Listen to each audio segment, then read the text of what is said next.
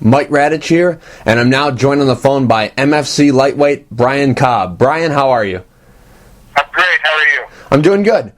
Brian, in your last fight at MFC 30, you defeated Drew Fickett. How did you feel about your performance in the fight? Glad I won. I was very upbeat about the fact that I was able to prove I had pretty good submission defense, but I was pretty frustrated with the fact that I had to use it, that I got there. I know Drew is a wizard when it comes to grappling. The guy's amazing, but getting into that position with the rear naked choke was entirely my mistake, my fault, and not so much his good technique, although he did take advantage of a good opportunity. A lot of people thought when he did take your back that you were a goner, but you were able to keep your cool and escape. How did you do that? How were you able to stay calm and get a TKO finish? Everyone in my camp, we work on bad positions. We put ourselves in the worst possible positions, and we work to fight out. And being a wrestler, I'm good at my bottom wrestling. I've had plenty of people on my back throughout my career, and I was just real fortunate to stay patient. I've worked on that. I knew I was going to be there, and put myself in a position to keep defending, get him tired on the bottom, make him carry my weight, and I was able to reverse the position. Unfortunately, end the fight once I reversed the position, not just reverse the position and keep myself there and wait up the end of the period. Do you give a little bit of credit to that being a move that you have finished a lot of guys with, knowing how to get guys into that position? Is that a little bit of credit that you give to being able to escape it, since you do it a lot? I mean, I know what I'm looking for in order to be able to finish that position, and I just didn't want to give Drew those positions. And I'll be honest, man, he had it tucked in pretty tight at one point there, and I started to see some spots, and I was, contemplating, man, is this going to get much worse? But, fortunately, I was able to re-grab his hand, retake it. It's really hard to choke somebody with just one arm, and so that was my game plan. Don't give him an opportunity to have, both his arms stuck around my neck. And being there so many times trying to finish fights, it was a good position for me to wind up in. Now your next fight is going to be for the MFC Lightweight title at MFC 32 against Antonio McKee. How's training been going for the fight? It's been great. I got a little opportunity to head down to San Diego and train with Fabricio Morongo, who's fighting tonight on the FX card for the UFC. I got to train down in the Alliance with a couple guys. My buddy Roberto Vargas, who's in the upcoming Bellator featherweight tournament, has been up here training with me, and just real fortunate. Just fortunate to have good people around me, staying healthy, and really getting after it. I'm as prepared as I possibly can be. What are your thoughts on your opponent, Antonio McKee? One of those guys that's very well-rounded.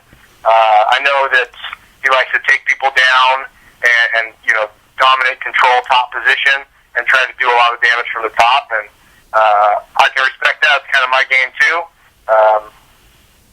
But he's one of those guys that comes in phenomenal shape every time. He's a great wrestler. He's fast. He's dynamic. He doesn't get tired. And he's good in every position. He's not going to sit there and let himself get outboxed. He's not going to get out wrestled. He's not going to get submitted. And he's fought a lot of great guys over a really long career. So, everything about him says that this is going to be a tough fight, and I'm excited for it. Usually when we see two great wrestlers like you and McKee, usually when we see two guys who are good at wrestling, it's usually more of a stand-up war. Is that what we can come to expect? I think that it'll start out that way, and one of us will probably try to initiate the takedown. I think this fight's going to be won in the scramble, in trying to finish takedowns and trying to avoid being taken down. And just who has a more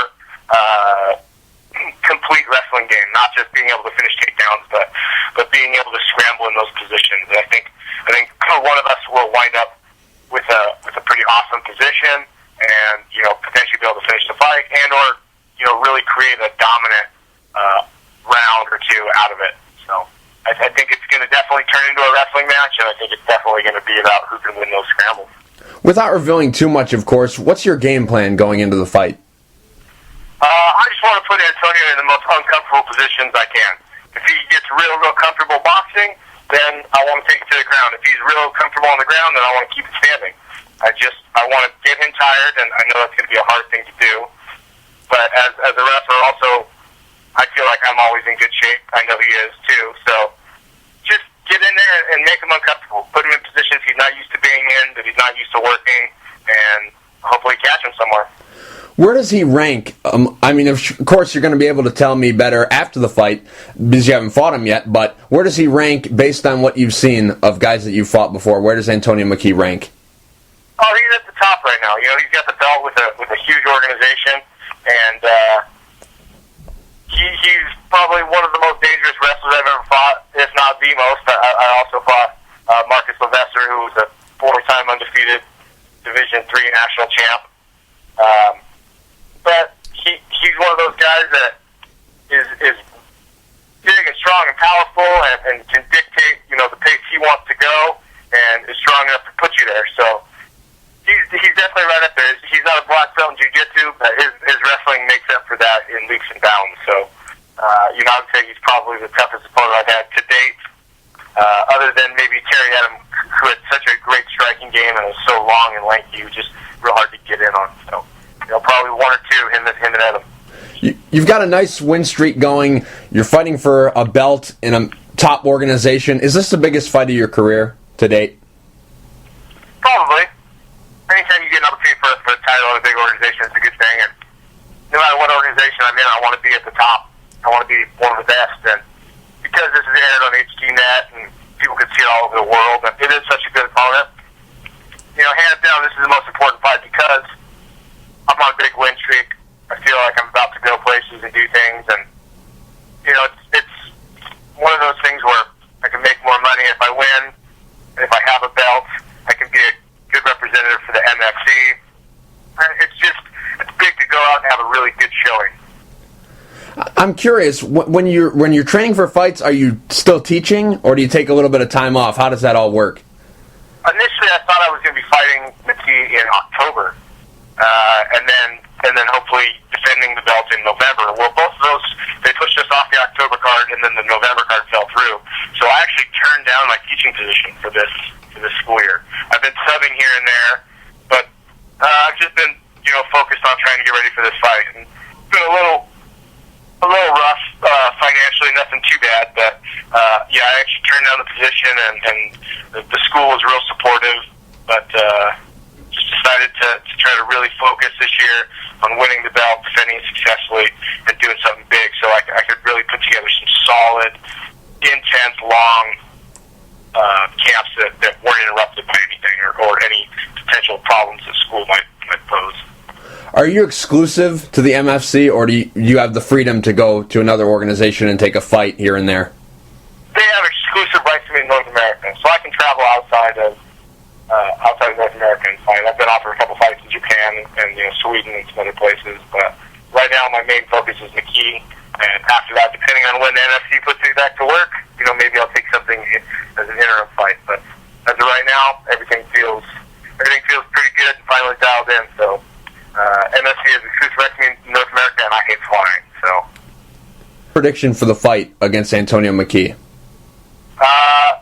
You know, I don't like to make predictions about who's going to win or lose, but I'm pretty positive the fans are going to be really entertained. I don't think Antonio or myself have anything but the idea of going out and having a good time on our minds. And I think you're going to see some really technical, really explosive techniques, and I don't think there's going to be a lot of what everyone likes to call lay and pray or anything like that. I think we're going to get to some real awkward, interesting positions, and it's going to be, you know, fireworks. It's going to be a fun 25 minutes to watch for the fans. Brian, real quick before I let you go, do you have any sponsors you'd like to thank? Anything you want to say to the fans? You know, the band Hatebreed has a clothing line called Hateware, and they've been kind enough to step up and sponsor me against this upcoming fight. Everyone at Bakersfield Brazilian Jiu-Jitsu, where I train, my other coaches, you know, Josh Allen and Lupe Aquino and Alex Villanueva, all those guys that have helped me get to where I am, all my training partners, all the guys down at Victory and Alliance who let me come in, you know, graciously to their gym. My wife, my family, and my Lord and Savior Jesus Christ. Brian, thank you for taking the time to talk. I really appreciate it. Good luck at MFC 32 against Antonio McKee. Thanks for having me. I appreciate it.